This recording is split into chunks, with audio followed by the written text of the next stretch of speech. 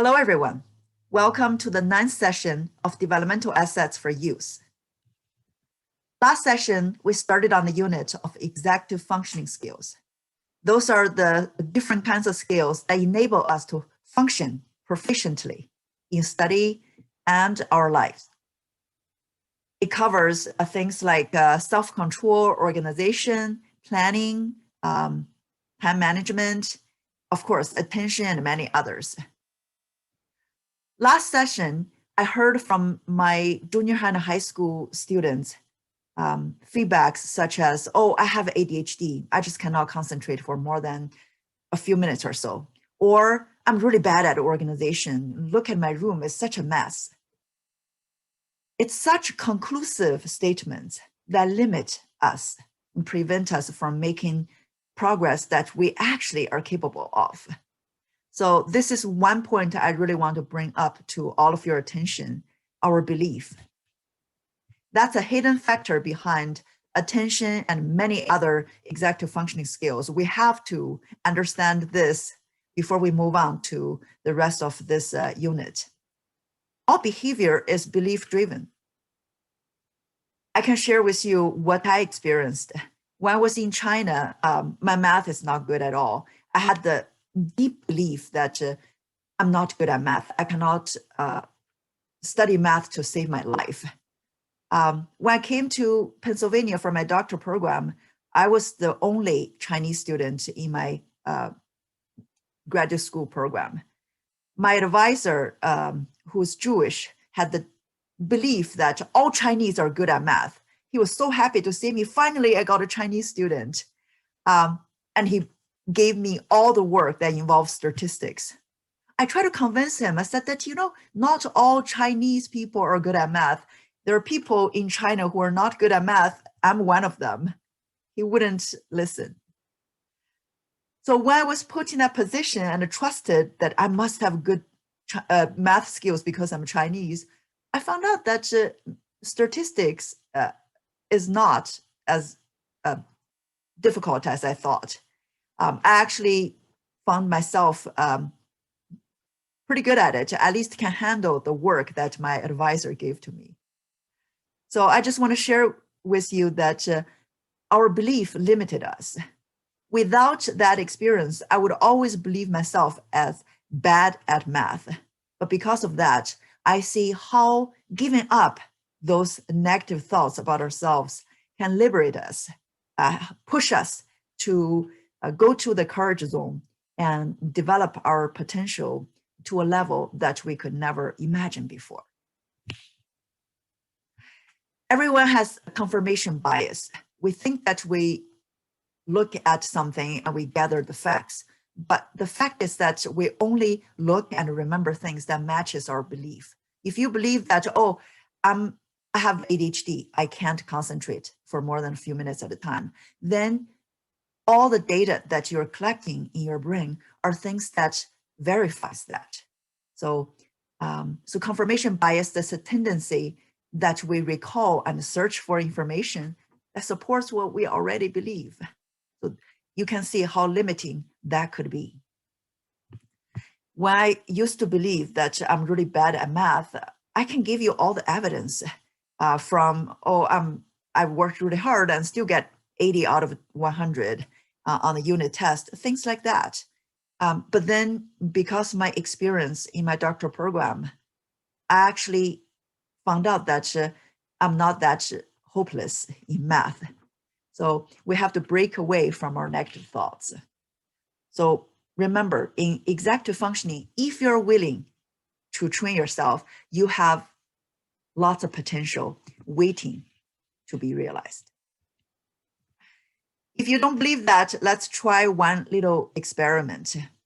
So stick out your right arm straight in front of you, and then turn it 90 degrees to the right, and then turn to the back as far as you can go.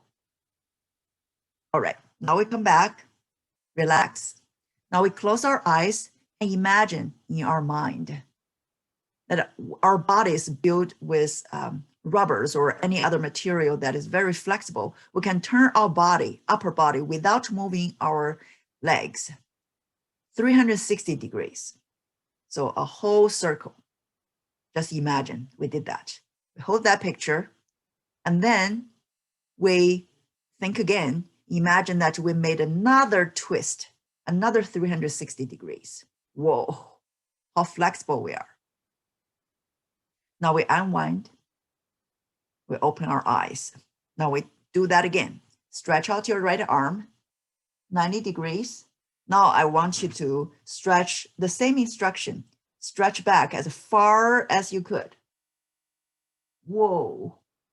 This time I reached much further than before.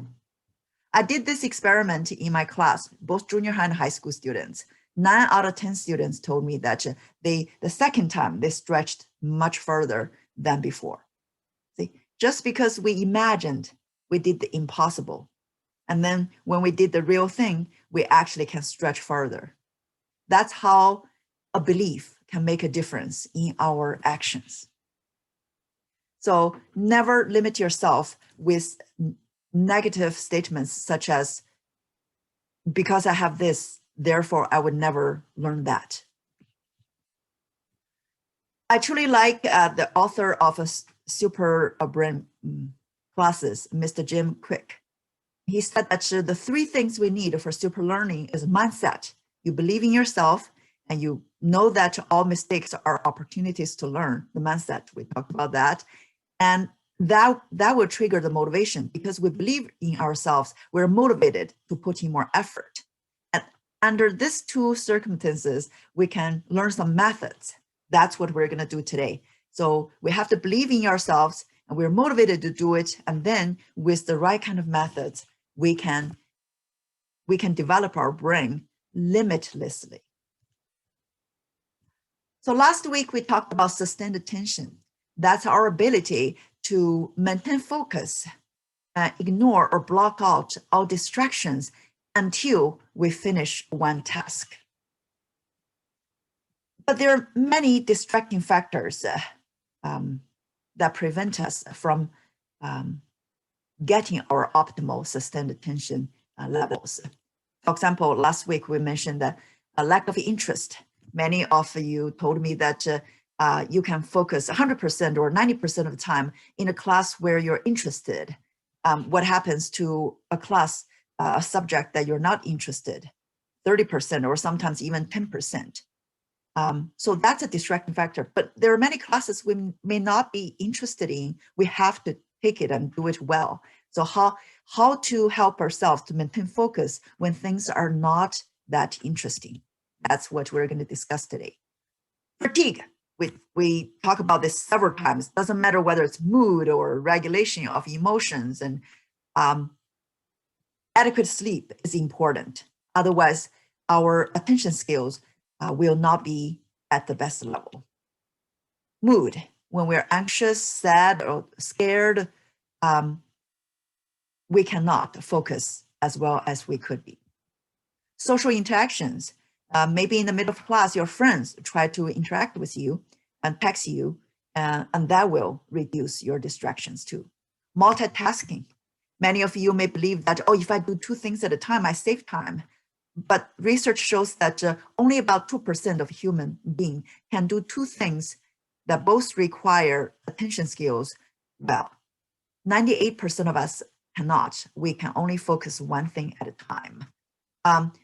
Except for things like at least 1 doesn't require too much attention. For example, I can wash dishes while listening to music at the same time, because washing dishes, I'm so familiar with it, I don't need to focus too much. So I can listen to music or even podcast at the same time. So that's the only time we can multitasking.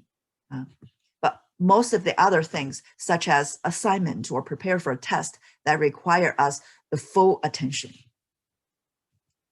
There are many other factors. Could be parents argue.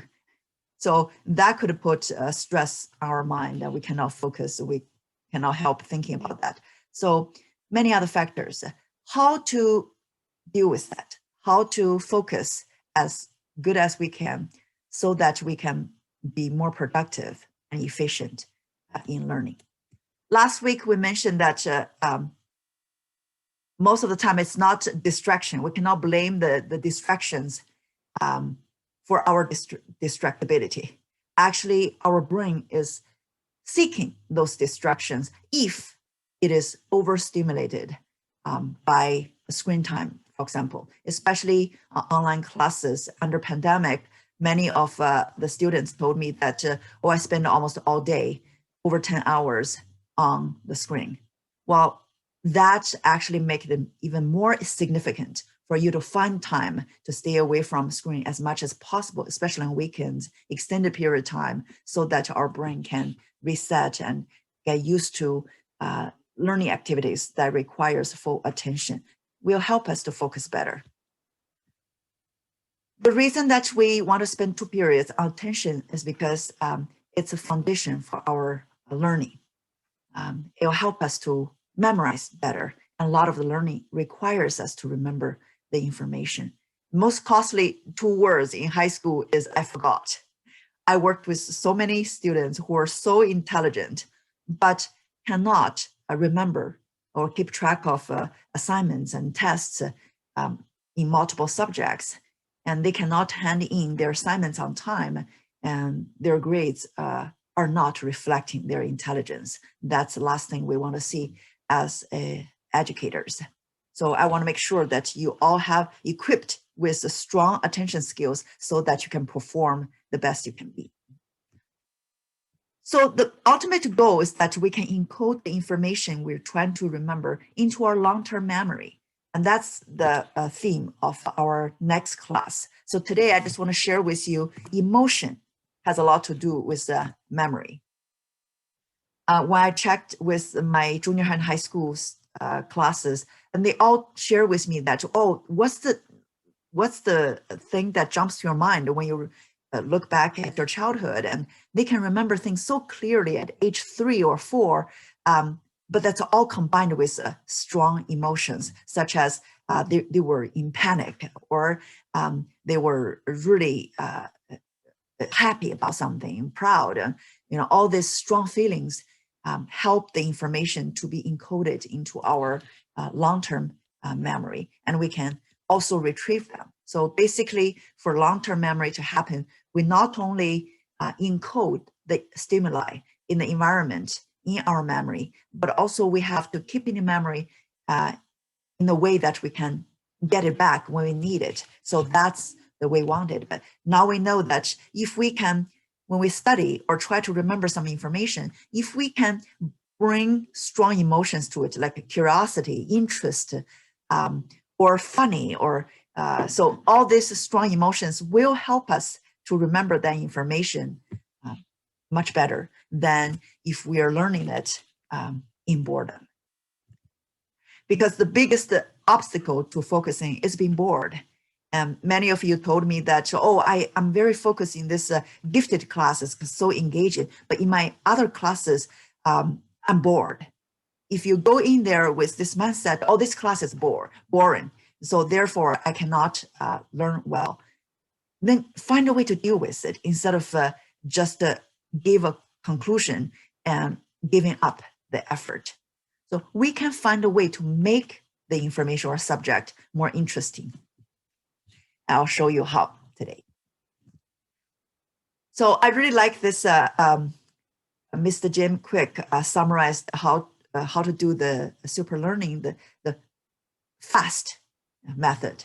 So F is forget. Like, for example, if you feel like, oh, I know everything this class is going to offer, then we can never go learn anything from that class. If it's a required class, we better change our mindset.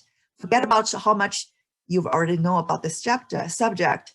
Be open-minded, knowing that we can learn from everybody, everything around us. And then you are in the mindset to learn.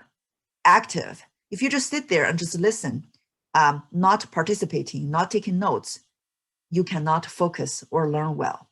So we have to be active participants in the process of learning. So that will help us to focus better and learn better. State, that relates to our mood. If we can be in a calm state, we talked about this when we talk about regulations of emotions. We have to find ourselves calm or in a relatively neutral or positive mood in order to learn. Teach. If you go in any learning setting with the goal of gathering the information so that I can teach to somebody else, you can get the best out of it. So I have a high school student who self-studied the 7 Habits of Highly Effective Teens class.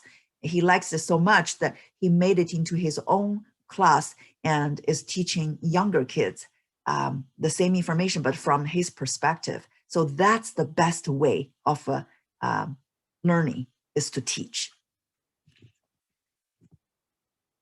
Many of you probably heard about this famous quote. People may not remember exactly what you did or what you said, but people will never forget how you made them feel. And we can change that, borrow that into our learning process. If we can make connections with the knowledge, make it interesting or related to our life in any way, make it funny. Any way that can trigger our emotions will help us to remember it better. Last session, we talked about number 1 tip for attention sustaining is to utilize both halves of our brain, the left side, the logical side, the language part, and together with our this side for our creativity and visual and that part. For example, we did mind mapping, but that takes time to learn and get used to. And some of you said that you may not have time yet at this time. And we can try different other things. For example, super brain yoga. And that is found to increase people's attention skills and also other benefits too. It's very simple. First of all, stick your tongue next to your upper teeth, the inside of upper teeth. Stay there. Keep your mouth closed, but stick out your tongue next to the upper palate. Meanwhile, use your left hand, go over to your left earlobe with the thumb in front. Your right arm, go over to the left earlobe, thumb in front. And then you do breathing exercise while squatting down and up. So when you squat down, you breathe in. When you stand up, you breathe out. So if you repeat that for 10, 15 minutes at a time, that's a great exercise to not only refreshing your brain, but also help you to focus better. Next, we're going to do another exercise to see how powerful it is to combine, when you combine the left and right side of the brain together. That not only helps you to focus better, but also, most important thing, to help you remember things better. So let's try it. If we just look at those words, I'll give you 1 minute to look at those words. There's 10 keys to unlock your super brain. Just look at those words without reading out loud or without anything. Just take a look at this. Let's see how many you can remember. So 1 to 10. How many do you remember? I tried this in my junior high and high school classes, probably 5 to about 7. That's what typically people can remember things when they just read the words. Now we're going to try it. We're going to combine with language. We talk it out and we look at pictures. Let's see how many we can remember. So the first key to unlock your super brain is make sure that you have a healthy diet. We actually talked about this when we talk about mood, because any food that's beneficial to our physical health, to our mood, is also good for our brain. Things like avocado, salmon, and walnuts, all this are very good for our brain food. Second, automatic. So killing the automatic negative thoughts. The acronym is ANT. So now I give you a visual. Now you can understand the words a lot better. You can memorize a lot better. So those are the thoughts that I just give you example at the beginning. So things like, Julie is really bad at math, or I have ADHD. I can never focus more than a few minutes at a time, or I'm just a messy person. Look at my room. So those are automatic negative thoughts that limit us. So killing them to liberate us so that we can make progress that you could never imagine before. 3, brain nutrients. Brain is only about 3 to 4 pounds, 2% of our body mass, but it requires 20% of the nutrients, such as vitamin B. 4, exercise. We talked about this, and exercise not only helps us with our sleep quality and immune system, but also strengthens our attention skills.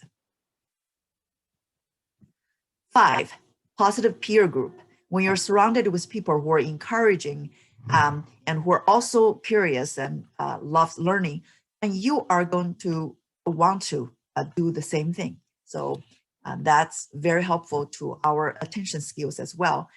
When they can focus in class, you look at them and you want to focus better. So we all had such experience when we are in a classroom where it's managed very well by the teacher.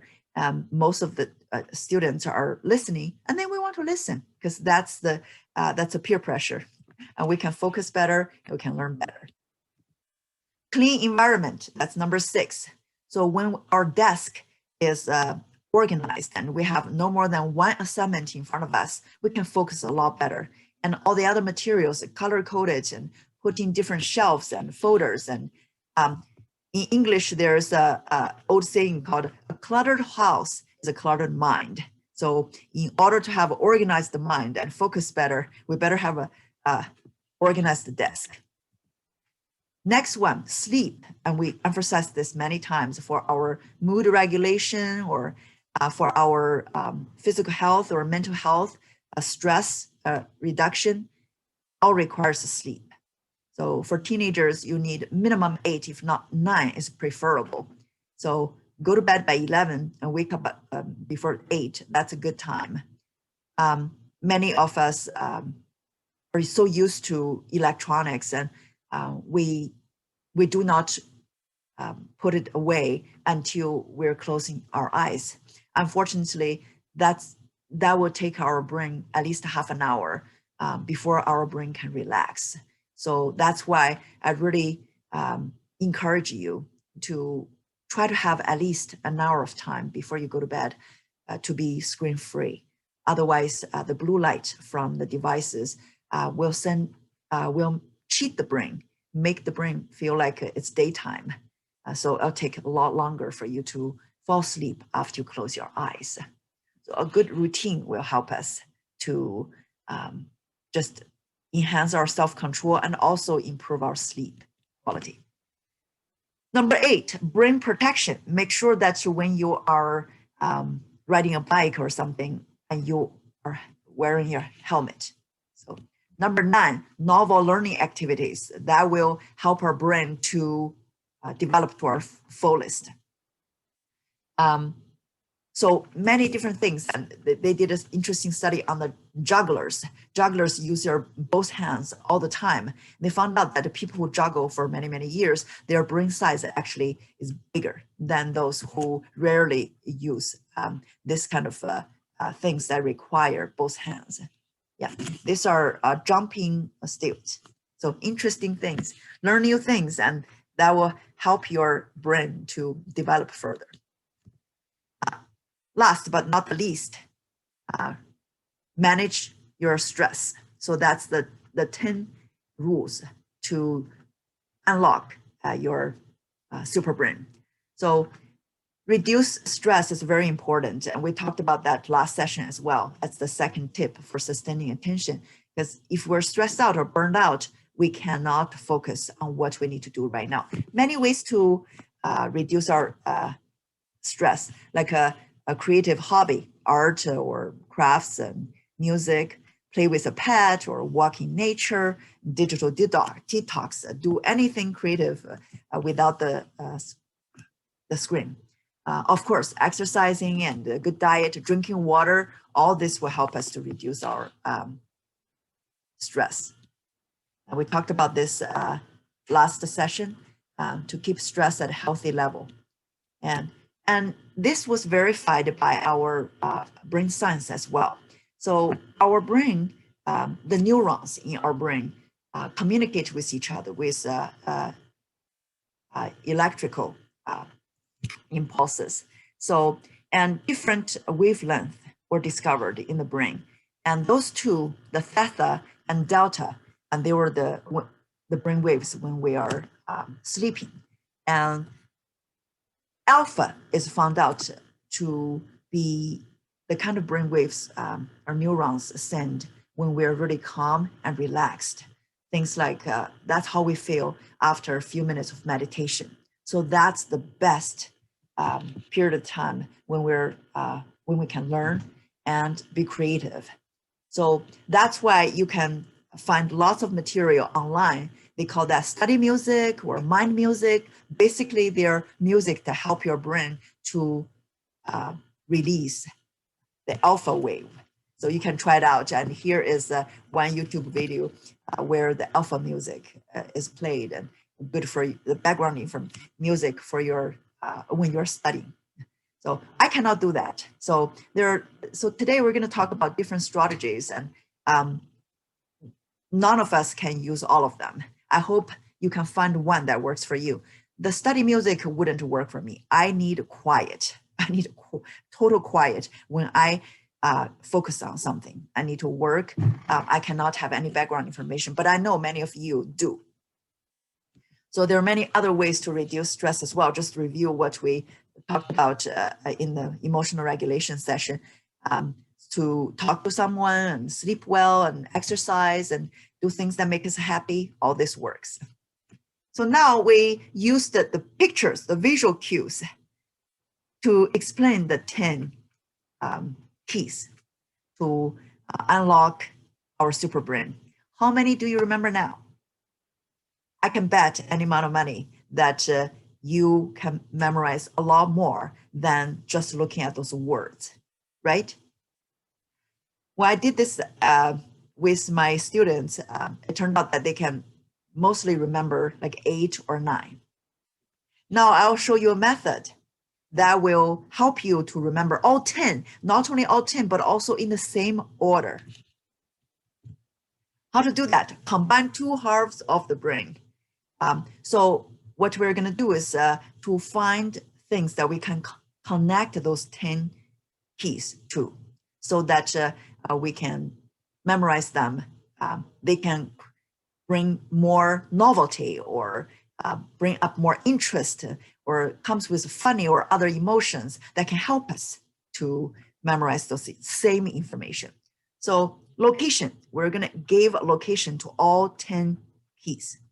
So number 1, bring food. Imagine there's a plate on top of your head. They have avocado, salmon, and walnuts, and all this good brain food. That's number 1. Number 2, your nose. Touch your nose. And imagine the number 2 rule is killing the ants. Automatic negative thoughts. So we're going to imagine ants are coming out of our nose. Ew, that's right. You want to imagine the most ridiculous and impossible things that can trigger emotions, so you can remember it. Number 3, lips, our mouth. Number 3 is exercise. Imagine that you're using your lips to do pull-ups or push-ups. Ridiculous, but that can help you to memorize it. You will see. Number 4, your ears. That's brain nutrients. Imagine you have vitamin B coming out of your ears. Impossible, but that help us to memorize. Next one, shoulder, clean environment.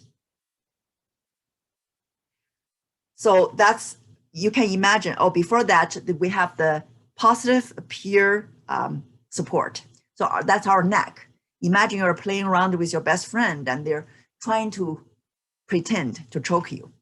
So positive peer support. Number 6, clean environment. So which means imagine that you're vacuuming your shoulder. So clean desk, clean study space. Okay, next one, collarbones. Imagine that you can hang a soft bed here. You can sleep. Collarbone. Okay, number 8, our hands, fingers. That's brain protection. Imagine you have a little helmet on each one of your fingers. Number 9, novel learning activity. Imagine your tummy. Imagine you're using your tummy to do exercise or bounce a ball on your tummy. Last but not least, you can imagine you're behind. Stress management. Imagine that you're doing yoga or meditation, sitting on your behind. So all 10. Now we combined two sides of the brain and find a location and touched all these different areas. Guess how many do you remember now? Almost all my students can remember all 10 because we added the location and made it funny or ridiculous. We can remember things. So you can apply this in your other learning tasks as well.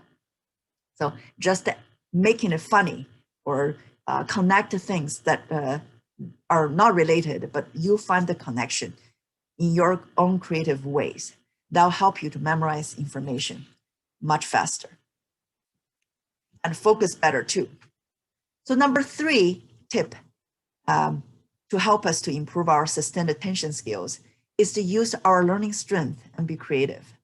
In positive use classes, we shared with you that we have preferred modalities of learning.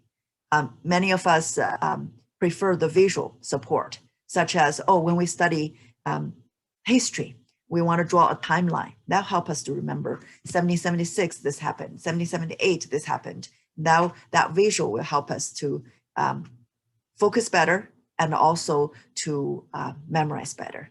About 32% of us are auditory learners, and you love audiobooks. That's fine. If that's the way for you to learn best, probably that modality will help you to focus as well. There are people who, about 5% of us, we like to make things with our hands. So that's the way that will engage you and your attention skills. So try that, make sure that you combine that as much as possible. Also, we have some students who learn best through text. They love reading. They are sensitive to written symbols. So if that's the way that engage you, make sure that you do that to engage your attention skills. Yeah. So for example, you probably can tell the difference before and after I showed you the pictures that shows the 10 keys. The same with the advertisements, and you go to stores and what catches your eyes. It's not the text, normally is a picture. So visual support is essential for our attention and learning skills. For majority of us, over 60% of us actually are visual learners. So when you're in class, take notes. That's a great way to engage your attention. When you're planning out your events, color code it. That'll catch your eyes. And the lighting is very important for us too. So try to provide with a visual support that help us to engage our eyes. There are many other methods that are known to work for different people too. Hopefully you can find one or two that works for you, such as plan out your time. So plan out your time, or color code your planner. So when we have some kind of idea, what I want to do in this hour, it's much likely that we can focus and reach our goal. If we have no idea, we can be easily distracted by some distractions. So have a goal. Minimize temptation. For high school students, mainly it's the phone, or there's a window for text messaging or window for games. So close those windows or put your phone somewhere else during the online class time. That's our best way to boost our attention skills, to reduce the temptation. One thing at a time. Do not plan to do too many things or even 2 things at a time, because the scattered concentration will weaken our brain power. A clear goal. In positive use class, when we talked about flow, that's the extreme focus. When we forget about time or even the hunger or the thirst, we're so engaged in what we're doing. That's a state of flow. And Dr. Mihaly, Csikszentmihalyi, he discovered this in the 1960s when he studied the chess players or artists or dancers or athletes. He found out that they can endure all kinds of conditions, and they forget about the sense of time, and they have twisted sense of time. So 2 hours feels like 2 minutes, and because they're so engaged in what they're doing right there. So that's the state we all want to be in when we're studying. So how to get there? So we talked about the match between our abilities and the challenges. If it's too easy, we are bored. If it's too difficult, we're anxious. So the best match will help us to get to the flow. Just enough difficulty that will challenge us, but if we put in more effort, we can reach it. So that's the best state of challenge. If we are doing things like that, we can get to the flow much easier. So, but many of you may say that, a lot of things that we're required to do is not that interesting or right amount of challenge. It could be too easy or could it be too difficult? How to help us to enter the flow state? In that circumstances, you can help yourself with setting up a clear goal. For example, within this 20 minutes, I need to get this one part done. So if you can do that, or give yourself a reward. This is really difficult. I know I need to put in extra effort in order to solve this problem. Then give yourself a reward. After this, I'm going to have a piece of my favorite cake, or reward myself with a cup of hot chocolate, things like that. So clear goals and a reward will motivate us to work on something. Other strategies including separate relaxation and workspace. Yeah, make sure you never study in bed. Unless you're doing leisure reading. Leisure reading is okay, but not when you're focused on something. Make sure you have a nice workspace. Last session we talked about Pomodoro Technique. The key for that is that take breaks. Do not expect yourself to do too much. For example, I have many of my junior high students saying that, oh, I'm required to sit, I'm asking myself to do this in 15 minutes and then rest 10 minutes. But the fact is that research shows that 25 minutes is the optimal time where we can maintain the best attention skills, and then our attention drops. So make sure that you have the chance, just like a Pomodoro, why Pomodoro technique is so popular. It makes sense, it matches the research. So 25 minutes, 20 or 25 minutes of study time, and then 5 minutes of break, and then another 25 minutes, and then 5 minutes. So during the 5 minutes, what do?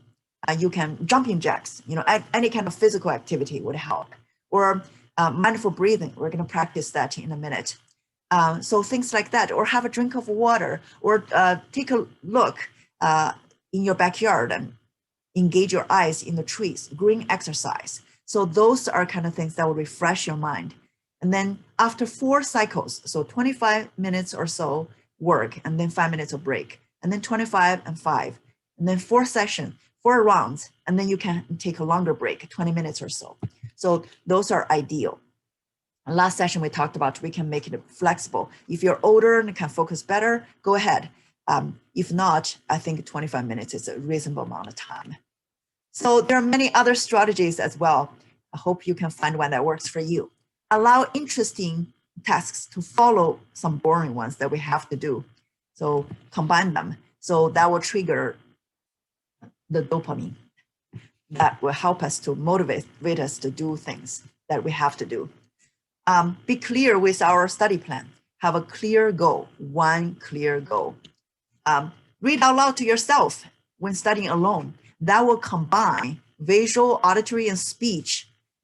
When we combine both sides of the brain, guess what happened? We can focus better and memorize better. Find a study buddy. If a friend who can focus very well are willing to work with you, and then that's a good method to boost your attention skills. Use physical activity. Some of you like basketball. That's a great break time activity that you can do. Change of studying routines. If you find yourself very having a hard time focusing in your own regular office area, and then change a place. Let's see whether that works. I see lots of high school students, taking a study session in the Starbucks before the pandemic. That works too. spend time in nature. And that research found that be close to nature will help our whole body to relax and our brain to refresh. We can focus better. Yeah. So last but not least, we talk about another strategy that boosts our attention skills. That's mindful practice. Most of the time, our mind is full of different kinds of things. And when we're studying, we're thinking about our friends, what they said about me. When we're with friends, we're worrying about the assignment we didn't finish yet. So it's like always, it was very rare for us to focus on things that's right in front of us. So we can help that situation by practicing mindful breathing. And we talked about this when we discussed mood regulation. This is helpful to our attention skills as well. The square breathing, breathe in, counting to 4 slowly. Hold it, counting to 4 slowly, and then breathe out. So this way we can reduce our breath to 4 to 5 minutes in 1 minute, and that's the ideal. That's the ideal cycle. If we can do that for a few minutes at a time and continuously for a few weeks, you will see a big difference in your attention skills. We can also do alternate nostril breathing. Like very simple. Use your right thumb, block out your right nostril, and then breathe in from your left. And then close your left with your ring finger and lift the thumb so you can breathe out from your right. Now breathe in from your right, breathe out from your left. Breathe in from your left, breathe out from the right.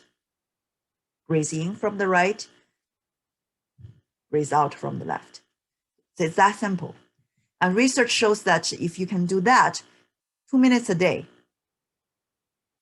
for a few weeks, that not only calm your mind, but also balance your left and right brain and increase our focus.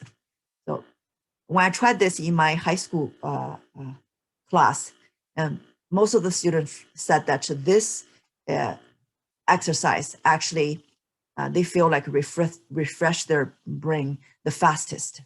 Just within a minute or so, they can see the difference. Yeah. There are many other mindful exercises as well. We did some of those when we were doing the regulation of emotions. For example, tighten your fist 5 to 10 seconds, and then relax. That'll bring our mind to focus. And that's a great strategy when you're taking a test and you find yourself a little worried. Try this. Just repeat it a few cycles. Tighten it 5 to 10 seconds. And then relax. Now quickly relax your body and mind. And there are other things like stare at one object or listening to music and focus on the music. So different kinds of things. I hope you find one that works for you. In the end, I want to summarize that there are many, many different factors behind attention. Whether we believe we can change it, that's a hidden factor. Besides that, it's also affected by our genetics, which we cannot control. But we can control the environment. We can clean out our desk. We can sleep adequately. We can have a healthy diet. And we can make the subject more interesting and trigger our positive emotions. We can feel more motivated because we convince ourselves that we can do it. Our learning styles match it with our preferred modality of learning. All this can improve our attention skills. I hope you find at least one, if not more, strategies that you can apply in your life to improve your attention skills. Thank you again for watching this episode. I look forward to talk with you about a working memory in our next session.